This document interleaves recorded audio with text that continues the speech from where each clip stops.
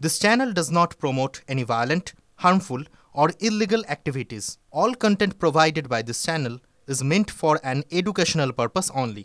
Top quality और consistent performance के लिए सिर्फ सिल्वर पंप्स नाम याद रखना। একদিকে প্রতিরক্ষা সরঞ্জাম তৈরিতে আত্মনির্ভরশীল হওয়া, অন্যদিকে ভারতের প্রতিরক্ষা ব্যবস্থাকে আরও শক্তিশালী করা। এই দুইয়ের মেলবন্ধনে এবার আরও শক্তি বাড়ল ভারতীয় নৌসেনার। দেশীয় প্রযুক্তিতে তৈরি আইএনএস নীলগিরি আনুষ্ঠানিকভাবে যোগ দিল ইস্টার্ন নাভাল কমান্ডে। রবিবার আইএনএস নীলগিরি অন্ধ্রপ্রদেশের বিশাখাপত্তনমে পৌঁছায় এবং আনুষ্ঠানিকভাবে ইস্টার্ন নাভাল কমান্ডে যোগ দেয়।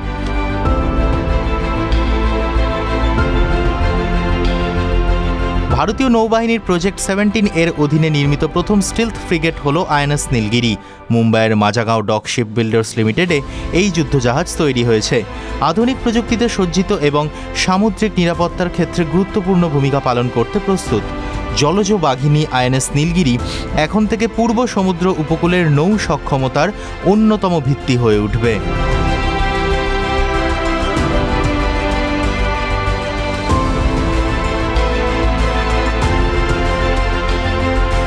আইএনএস নীলগিরির বিশেষত্ব, এই যুদ্ধজাহাজটি 149 মিটার লম্বা এবং 6,670 টন ওজন বইতে পারে।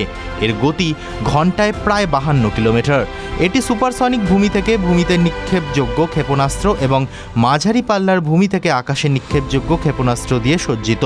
প্রজেক্ট 17 অর্থাৎ সিবালিক ক্লাসের উপর ভিত্তি করে আরও উন্নত স্টিলথ, কম্পোজিট নির্মাণ, সেন্সর ফিউশন এবং স্ট্রাইক ক্ষমতা যুক্ত করেই এই প্রজেক্ট তৈরি হয়েছে। যুদ্ধক্ষেত্রে আইএনএস নীলগিরি একসঙ্গে সাবমেরিন, ড্রোন, ফ্রিগেট এবং AEW প্ল্যাটফর্মের সঙ্গে যুক্ত হয়ে কাজ করতে পারবে।